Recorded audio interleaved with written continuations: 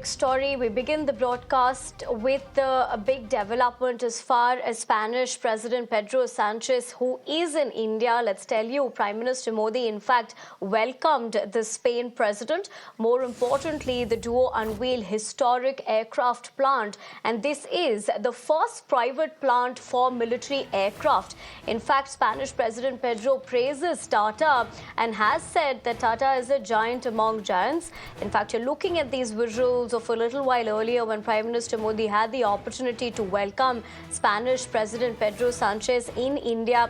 In fact, they're going to be holding that road show and a bilateral meeting in the afternoon. Taking that straight across to Hiten Vitlani, my colleague, to get us more details. Hiten, good afternoon. Good morning, bag your pardon. जहाँ तक ये meeting का सवाल है, काफ़ी अहम है दोनों कंट्रीज़ के लिए। यहाँ तक प्लान किया गया है कि रोड शो भी होगा, उसके बाद बायलैटरल मीटिंग। किस तरह को देखा जा रहा है अभी इस विजिट को?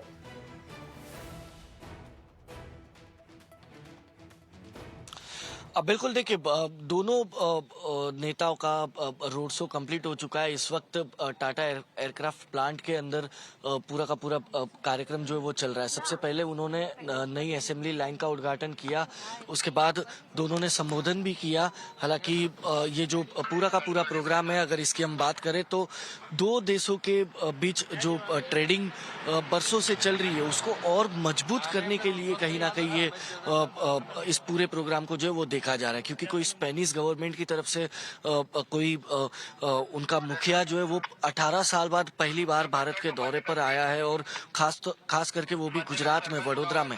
तो निश्चित तौर पर इसीलिए उनका स्वागत जो है कुछ इस तरह किया गया कि प्रधानमंत्री नरेंद्र मोदी पेड्रो सांचेस के साथ ओपन जिप्सी में रोड शो करते हुए एयरक्राफ्ट प्लांट तक पहुंचे थे। उन्हें भारत का कल्चर दिखाया गया, गुजरात का कल्चर दिखाया गया, किस तरीके से लोग यहाँ पर प्रधानमंत्री जब भी गुजरात पहुंचते तो उनके स्वागत के लिए सड़कों पर उतरते, वो तस्वीर तक उनको दिखाई गई। लेकिन जब अब से कुछ देर बाद इसी लक्ष्मी विलास पैलेस में दोनों नेता जब यहाँ पर पहुंचेंगे तो यहाँ का जो पूरा का पूरा प्रोग्राम होगा वो करीब 2 घंटे का होगा। 2 घंटे के लिए यहाँ पर उन दोनों नेताओं का समय जो है वो रिजर्व रखा गया है, क्योंकि यहाँ पर MOU सबसे पहले होंगे, भारत और स्पेन के बीच में करार होंगे, बायलैटरल मीटिंग्स होगी, और उसके बाद जब स्पेनिश प्राइम मिनिस्टर इंडिया पहुंचे, 18 साल बाद पहली बार कोई स्पेनिश मुखिया यहाँ पर पहुंचा है, तो उनको इस पैलेस के बारे में भी जानकारी जो है खुद प्रधानमंत्री नरेंद्र मोदी देते हुए नजर आएंगे। और साथ ही साथ आपको बता दूं, यहीं पे दोनों नेताओं के लिए खास करके लंच की व्यवस्था की गई है, क्योंकि वडोदरा जब पहुंचे हैं तो लक्ष्मी विलास पैलेस, जो गायकवाड़ राजघराने यहाँ पर बरसों से राज कर रहा है, तो उनका इतिहास क्या था वो भी उस वक्त उन्हें बताया जाएगा। और ये जो मीटिंग है, ये इसी मीटिंग से कहीं ना कहीं आगे स्पेन और भारत के बीच में जो ये दोस्ती है जो बरसों से लगातार चलती आ रही है वो और कितनी मजबूत होगी। क्योंकि स्पेन के साथ जो MOU होना है वो C-295 एयरक्राफ्ट को लेकर होना है। तो आगे स्पेनिश गवर्नमेंट की तरफ से किस तरीके से इस पूरे के पूरे मेक इन इंडिया प्रोजेक्ट में हेल्प की जाएगी, इसके बातचीत भी जो है वो इसी जगह पर लक्ष्मी विलास पैलेस के अंदर ही दोनों नेताओं के बीच होगी।